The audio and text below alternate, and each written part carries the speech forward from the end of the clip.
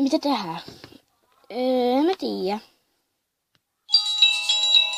Oho, mä soitan. No, nyt olet tänne.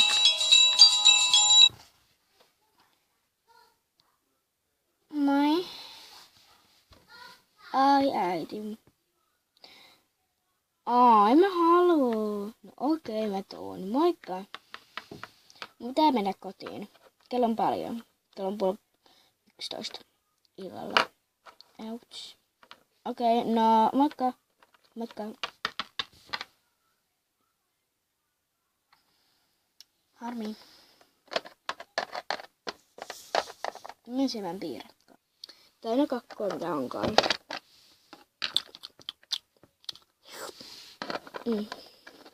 Menen nukkumaan.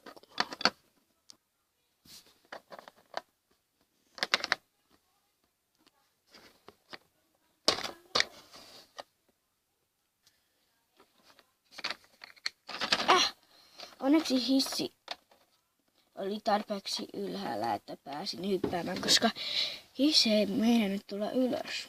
No. Minä kirjoitan kuitenkin tästä päivästä. Noin.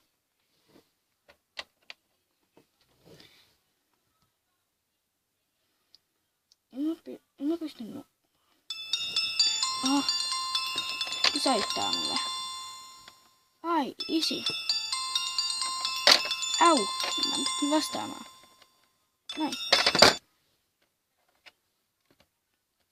Mä sitä korvalle. No, laitan keittimelle. Moi. Moi! No, mitä asia iso? Pyysin vaan, että jos sä saisit niinku antaa mulle hyvää yö toivotukset. Joo, tietty iskä. Sitten äitillekin. Okei, äiti on mun vieressä, joten se voi nyt sanoa. Hei, Kolta. Moi, äiti. Onko hyvin mennyt siellä sun nykyisessä paikassa, jossa sä asut? On, joo, tosi hyvin. Mulla on yksi kaveri Lili ja se on tosi kiva. Ja silleen, kerro vain meille, jos tulee jotain, niin tulemme seuraksesi. Joo, äiti. Okei. Mut joo, hyvää yötä. Hyvää yötä. Laita nyt iskälle. Okei. Jip. Niin, Hyvää yötä, iskä. hyvää yötä kulta. Piip, piip, piip. Ai, se lopetti. Mä menen nukkumaan. Ja äiti ja iskä ei varmastikaan tuu tänne.